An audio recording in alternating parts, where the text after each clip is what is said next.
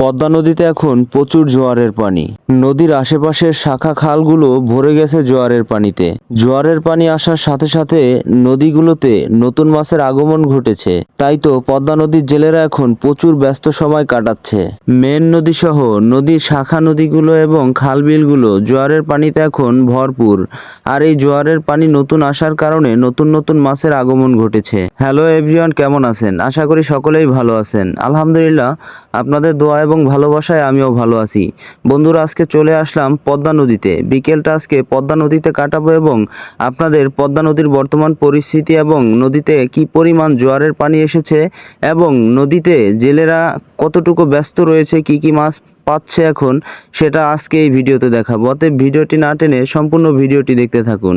আজকে পদ্মা নদীর কিছুটা অংশ নৌকায় করে ঘুরে ঘুরে দেখব এবং যেই জায়গাগুলোতে জাল দিয়ে জেলেরা মাছ ধরে সেই জায়গাগুলো একটু ঘুরে ঘুরে দেখব। যেই জায়গাগুলোতে জাল দিয়ে মাছ ধরে জেলেরা সেই জায়গাগুলোতে গিয়ে দেখব কি কি মাছ পাওয়া যায়। তাই তো আমরা একটি নৌকা ভাড়া করে ছুটে চললাম আমরা নিজেরাই বেয়ে। পদ্মা নদীর মাছের গুণ এবং মানের সাথে কোনো মাছেরই তুলনা হয় না, কোনো নদীর মাছেরই তুলনা হয় না। তাই তো সব ধরনের মাছের থেকে পদ্মা নদীর মাছের দামগুলো একটু চওড়া থাকে বাজারে। পদ্মা নদীর মাছগুলো ধরাটাও কিন্তু একটু কষ্টসাধ্য। পদ্মা নদীতে এরকম বড় বড় জাহাজগুলো এখন চলে। পদ্মা নামটি মুখে আসলেই মনে পড়ে যায় ইলিশ মাছের কথা।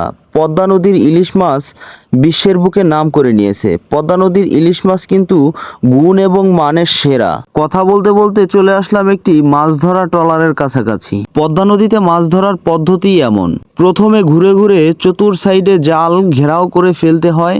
এরপরে 4-5 জনে মিলে সেই জালগুলোকে টানাটানি করে ট্রলারের মধ্যে ওঠানো হয়। আজকে পদ্মা নদীর মাছ ধরাটা সম্পূর্ণ দেখে যাব বলে চিন্তা করেছি।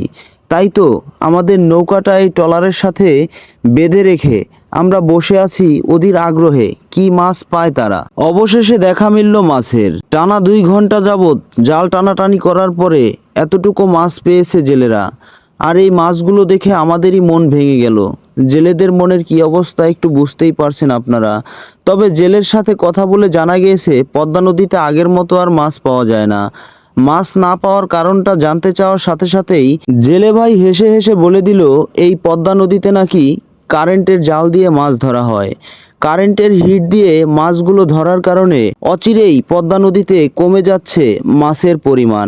এভাবে কারেন্টের হিট দিয়ে পদ্মা নদীতে মাছ ধরার প্রক্রিয়াটা যদি ধারাবাহিকভাবে চলতে থাকে তাহলে একটা সময় পদ্মা নদীতে মাছই খুঁজে পাওয়া যাবে না।